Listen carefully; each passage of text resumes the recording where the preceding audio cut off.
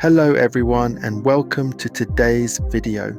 Today we're going to dive deep into one of the most fascinating and troubling economic stories of our time, Japan's asset price bubble and the lost 30 years that followed. You've probably heard this term before, the lost 30 years, but what does it really mean? Starting from the early 1990s, Japan fell into a long period of economic stagnation that lasted decades. But how did this happen? Was it just bad luck? Was it a policy mistake? Or was it something more? To understand this, we need to go back even further to post-World War II Japan and then trace the events that led to the bubble, the crash, and the decades of stagnation that followed. Today we'll untangle this complex story together, and I promise you by the end you'll understand not just what happened to Japan, but why it matters for the entire world. After World War II ended, Japan's economy was in complete ruins, but with American support during the Cold War, Japan began a remarkable period of rapid recovery and growth. This became known as the post-war economic miracle. By the 1980s, Japan had become the world's second largest economy. Its manufacturing industry, especially automobiles and electronics, was absolutely dominating the global market. Toyota, Honda, Sony, Panasonic, these brands were household names everywhere in the world. This success resulted in a massive trade surplus for Japan, especially with the United States. The US was buying far more from Japan than it was selling to Japan. This created a huge trade deficit for America, and by the mid-1980s, this had become a major political and economic issue in the United States. This brings us to the first critical event in our story, translate the Plaza Accord of 1985. On September 22, 1985, finance ministers from the G5 nations, the United States, Japan, West Germany, France, and the United Kingdom, met at the Plaza Hotel in New York City. Their goal was to solve the US trade deficit. The main agreement was simple. They would intervene in currency markets to devalue the US dollar, particularly against the Japanese yen and the German Deutsche Mark. The US believed that a weaker dollar would make its exports cheaper and make Japanese imports more expensive, thus helping to balance the trade. Japan, facing massive pressure from the US, agreed to this. The effect was immediate and dramatic. The value of the Japanese yen began to soar. Before the Plaza Accord, the exchange rate was around 240 yen to $1 US. Within just 2 years, it had strengthened to around 120 yen to $1. The yen had effectively doubled in value. This sharp appreciation was a huge blow to Japan's export-oriented economy. Suddenly, Japanese products became twice as expensive for foreign buyers. This was a major crisis for Japanese exporters. To counteract the economic slowdown, what became known as a recession due to the strong yen, the Japanese government and the Bank of Japan had to act fast. What did they do? They decided to stimulate the domestic economy to make up for the loss in exports. The primary tool was monetary policy. The Bank of Japan began to aggressively cut interest rates. From 1986 to 1987, the official discount rate was slashed 5 times, falling from 5% to an unprecedented low of 2.5%. This flooded the Japanese economy with cheap money. It became incredibly easy and inexpensive for corporations and individuals to borrow massive amounts of money. But here's the critical question: where did all this money go? The export sector was still struggling due to the strong yen, so there wasn't much incentive to invest in new factories or equipment for manufacturing. Instead, this river of cheap credit flowed directly into speculative assets. This is where the bubble truly begins to inflate. The two main targets were the stock market and real estate. Let's look at the stock market first. The Translate Nikkei 225 index, Japan's main stock market index, took off like a rocket. In 1985, before the rate cuts began, the Nikkei was around 13,000. By the end of 1989, it reached its all-time peak of 38,015. It nearly tripled in just 4 years. Stock valuations became completely detached from reality. The price-to-earnings ratio, or PE ratio, of the market soared to over 60. This means investors were willing to pay 60 times the company's annual earnings. This level is historically unsustainable. But the real estate situation, that was even more insane. With banks lending aggressively, everyone started buying property, not to live in or use, but purely as an investment, believing prices would only go up forever. Stories from that time are legendary. It was famously said that the value of the land under the Imperial Palace in Tokyo was greater than the value of all the real estate in the entire state of California. In prime districts of Tokyo, land prices reached astronomical figures like $1.5 million per square meter. Ordinary people could no longer afford to buy a home. This created what economists call a wealth effect. As stock and land prices rose, corporations and individuals felt richer. Corporations used their inflated land assets as collateral to borrow even more money, which they then used to speculate even more in the stock market and real estate. This created a dangerous feedback loop, a self-reinforcing cycle of speculation. Banks were at the center of this frenzy. They lent money aggressively, often with property as the only collateral, assuming its value would continue to rise forever. They weren't concerned about borrower quality or the actual ability to repay. If you wanted to borrow, they would lend to you. This speculative fever gripped the entire nation. It seemed like everyone was making a fortune. Japan was buying the world, acquiring assets like the Rockefeller Center in New York and Columbia Pictures. It felt like the good times would never end. But of course, all bubbles must burst. By 1989, the Bank of Japan was growing extremely concerned. The asset bubble was now a direct threat to the stability of the entire economy. There was also growing fear of inflation.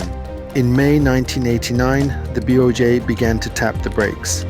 It raised the discount rate from its low of 2.5% to 3.25%. However, the bubble continued to inflate. The stock market actually hit its all-time high on the very last trading day of 1989. The real hammer blow came in 1990. The Bank of Japan, under its new governor, translate Yasushi Mieno, who was nicknamed the Dragon Slayer, decided to aggressively prick the bubble. The BOJ raised interest rates repeatedly and sharply. By August 1990, the discount rate had been hiked all the way up to 6%. This sudden and aggressive tightening of monetary policy was the pin that burst the bubble. The cheap money that had fueled the speculation suddenly vanished. The stock market was the first to crash. Throughout 1990, the Nikkei 225 plummeted. By the end of the year, it had lost over 40% of its value from its peak. And it didn't stop there. It continued to fall for years.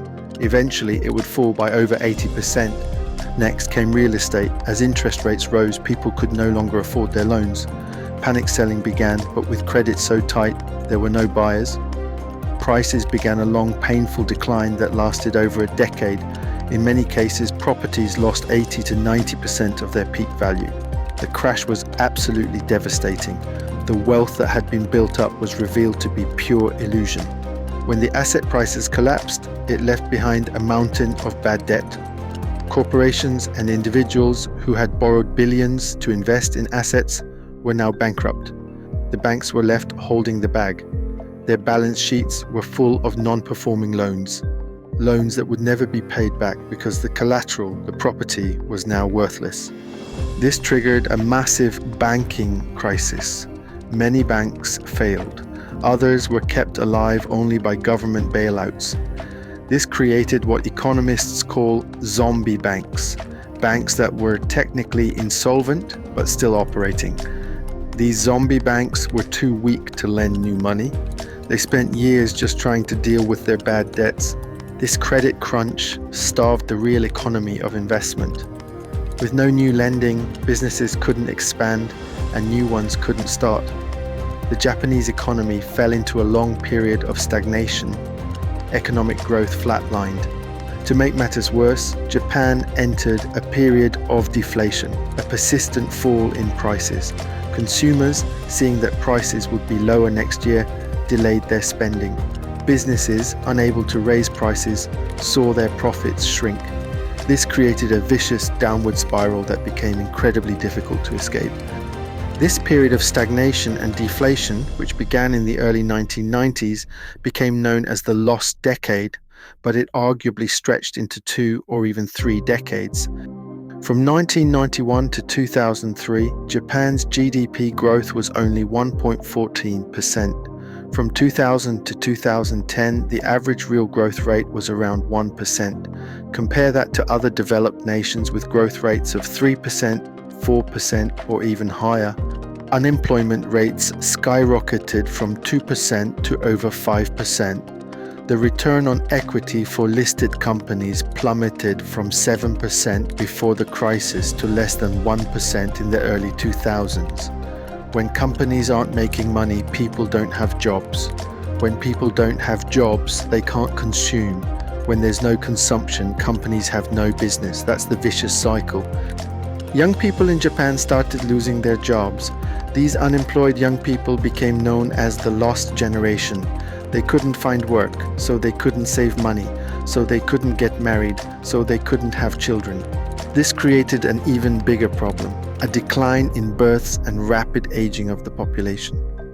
Even when the economy started showing some signs of improvement, real Japanese wages actually kept declining. When you account for inflation, Japanese workers' real wages fell by about 13% after 1997. Japanese purchasing power was shrinking. People stopped wanting to consume. They started saving instead. Society's entire mood changed. The 1980s attitude of let's spend money, let's consume, let's invest completely disappeared. In its place came something called a low desire society. People stopped buying houses, stopped buying cars, stopped going on vacations. Some people even stopped getting married and having children because they had no idea what tomorrow would bring. So was the Plaza Accord the sole culprit that caused all this? This view is debatable. On one hand, yes, the Plaza Accord did trigger the rapid appreciation of the yen, which was a direct catalyst for Japan's subsequent policy responses. If the yen hadn't appreciated so quickly, the Bank of Japan might not have adopted such extreme easing policies. But on the other hand, blaming the lost 30 years entirely on the Plaza Accord is an oversimplification. Japan's economic problems were also deeply related to its own structural issues and policy mistakes. First, there were Japan's own policy mistakes. The monetary policy was too loose for too long, and then the tightening was too sharp and too fast. This stop-go policy exacerbated economic volatility. When the bubble burst, the government's response was too slow. They failed to decisively deal with the bad debts in the banking system, which dragged down the entire economy for a long time. Second, there were structural problems within the Japanese economy itself. The aging population and declining birth rate led to labor shortages and shrinking domestic demand. The lifetime employment system and the main bank system, while ensuring stability during the high growth period, also led to corporate rigidity, lack of innovation, and difficulty in eliminating inefficient zombie companies that should have failed but were kept alive. Furthermore, the global economic environment was changing. With the rise of other East Asian economies, the four Asian tigers, and later China, Japan's export competitiveness faced greater challenges. Therefore, the Plaza Accord was more of an external shock or a catalyst. It exposed and accelerated the outbreak of Japan's deep-seated internal economic problems, but it was not the sole or even the most fundamental cause. The real reasons for the lost 30 years are a complex interplay of international agreements, domestic policy missteps, and deep-seated structural issues. Looking back at this history gives us many crucial lessons. For any economy, maintaining monetary policy independence, preventing large asset bubbles, and promoting structural reforms are crucial for long-term healthy development. Japan's story is a powerful cautionary tale. It shows us that even the most powerful economy can fall into a long-term crisis because of policy mistakes or because it couldn't keep up with changes in the global environment. But more importantly, Japan's experience teaches us that an economic crisis isn't just about numbers going down. It's about psychology. It's about a society's mood and confidence. It's even about a civilization's decline. Once that psychology shifts, once people stop believing in the future, recovery becomes incredibly difficult. Today, with ongoing challenges in the currency markets, questions about monetary policy normalization, and the specter of new bubbles forming in various asset classes around the world, Japan's cautionary tale is more relevant than ever.